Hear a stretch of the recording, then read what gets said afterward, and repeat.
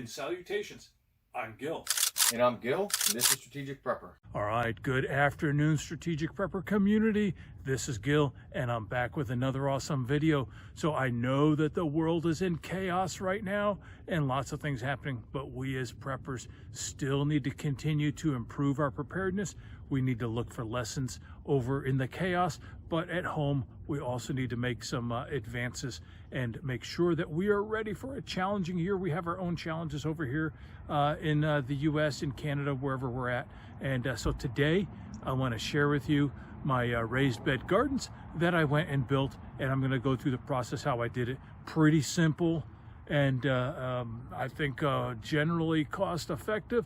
Anyone can do it. I'm not Mr. Skilled when it comes to wood, and they're not the prettiest, but they're going to work. So let me show you step by step on the raised bed gardens on how I did that. All right, let me take this. All right, to start with, I used 2x6s for the lengths and for the ends. And I used actually the stud 2x6 because why? It was a heck of a lot cheaper. Not the best quality wood, but hey, I'm not building furniture. I'm building a raised bed garden. So the end cap, as we can see here, is half of the length cap. So the length, I used the 8-foot boards, which is a little less than 8 foot. So we made 8x4 foot raised beds with 4x4s on the posts. And to hold it all together, we used a number 10 self-tapping 2.5-inch screw. So I'm going to show you that. Let me head over here, and we've got the different stages, and I'll show you how that worked out.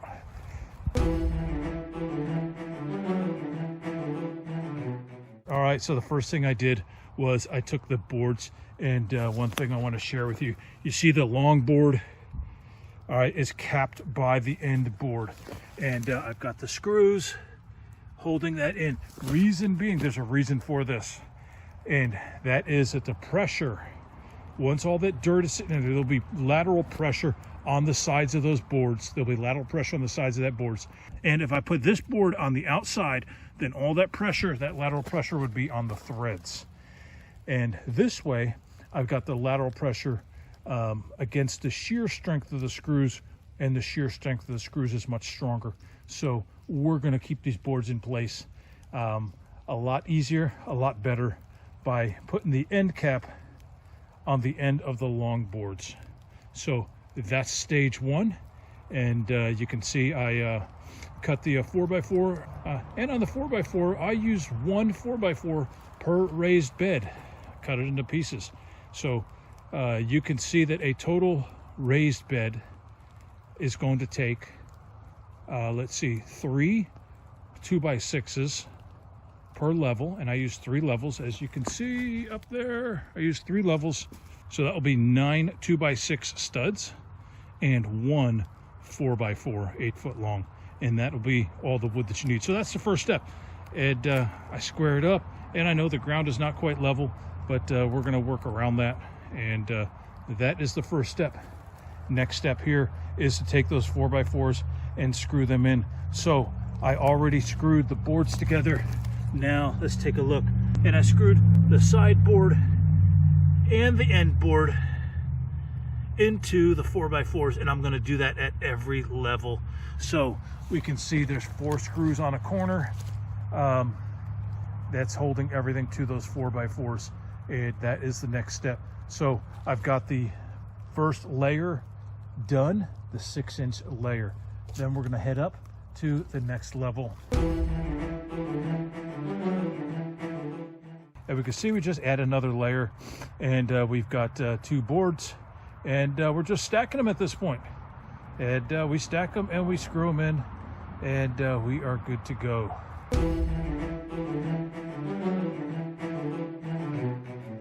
Okay, so once we stack them all the way up, we see here we've got 3 high. That is, it's not quite 18 inches, so 5.5 times 3, whatever that comes up to. So it's a little bit less. All right, so we have got 1 raised bed completely built. Now we have to fill it. So I don't need to fill it all the way with dirt. That's a waste of good topsoil.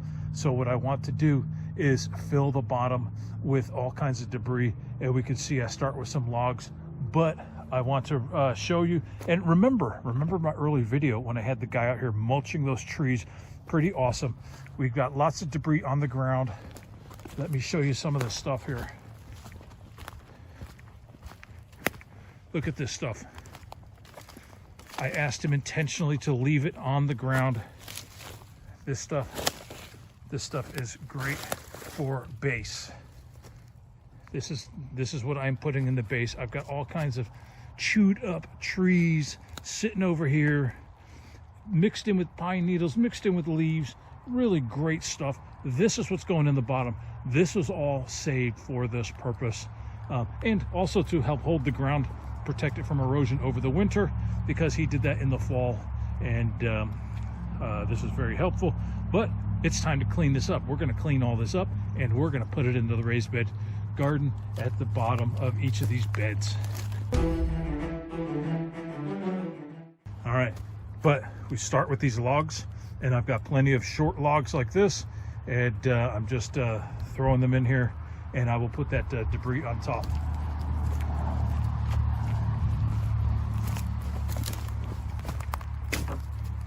All right, so this is what it looks like.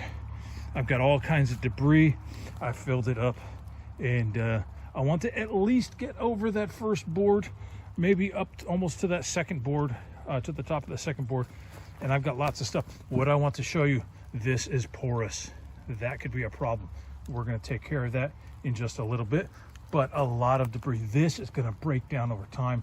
This is going to be a great base that's going to continue to feed the soil over several years. So I love this. This is really great, but can't plant in this. So what we do is we came over here and we filled up. Now let me head over first.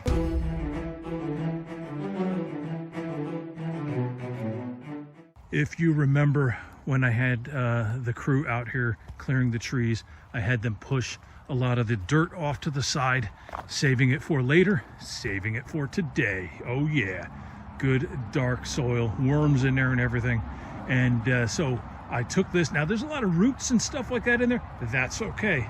That stuff will break down. This is all chewed up stuff, but you could see good dark soil. So we took a lot of that soil and we put that in the bed over here.